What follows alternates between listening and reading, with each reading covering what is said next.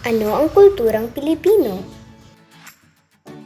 Ito ay tumutukoy sa kalinangan o natutuhang gawi sa pang-araw-araw na pamumuhay na masasalamin natin sa gawain, pagkain, pananamit, pananalita, tradisyon, sining, panitikan, mga kasangkapan, at musika. Ito ay mahahati sa dalawang bahagi, ang material at di material. Ipapakita natin una sa tahanan. Pagmamano at paggamit ng salitang po at opo, ang matatag na samahan at pagbubuklod ng pamilya na tinatawag na close family ties. Pagdarasal sa loob ng tahanan lalo tuwing kakain ng sama-sama sa pagkainan. Ang pagdiriwang ng mga inaasahang kapistahan sa nayon at sa buong bayan at ang paghain ng sikat na litsyon. Hindi mawawala ang kanin, laing, sinigang na hipon, at ang aking paboritong sinigang na baboy at Bicol Express. At sa aming magkakapatid, hindi mawawala ang paglalaro ng aming paborito tulad ng sungka, luksong tinik, Holland at tumbang preso, hindi lang paglalaro ng computer. Pangalawa sa paaralan. Igalang awat-awat ng Pilipinas sapagkat ito'y sumasalamin sa ating pagiging makabayan. Pagbibigay galang sa mga guro at nakakatanda.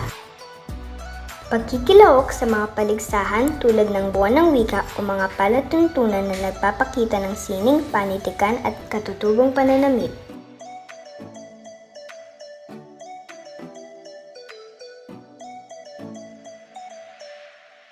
At pangatlo, sa pamayanan.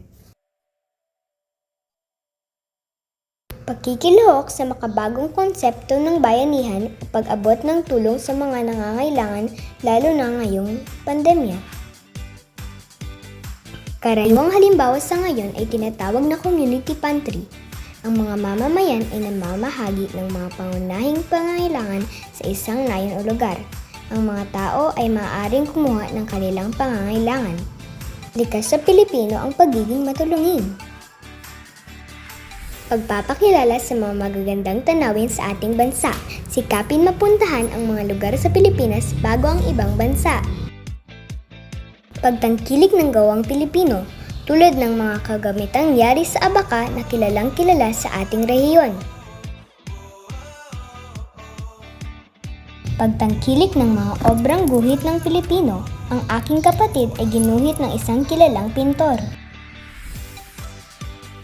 Ipakita ang pagmamahal sa sariling wika. Kahit matatas sa salitang Ingles, kailangan ipakita ang husay sa salitang Pilipino, lalo na sa katutubong wika, tulad ng Bicol. Hello everybody, my name is Ruby. Today I will be telling you my favorite things. First thing is a laptop, because I play Roblox with this and it's so fun. Next thing is my notebook. Kahit matatas sa salitang Ingles, ako ay marunong magsalita ng wikang Pilipino, pati na rin ang aking katutubong wika tulad ng Bicol. Maray na aga, maray na hapon, Diyos marahay na banggi sa Indogabos. Paalam! O ayan, nalaman niyo na ang aking pamamaraan sa pagpapahalaga sa ating kultura. Hanggang sa muli, ako po si Juliana, isang makabagong bata. Pinagmamalaki ko ang aking pagiging Pilipino.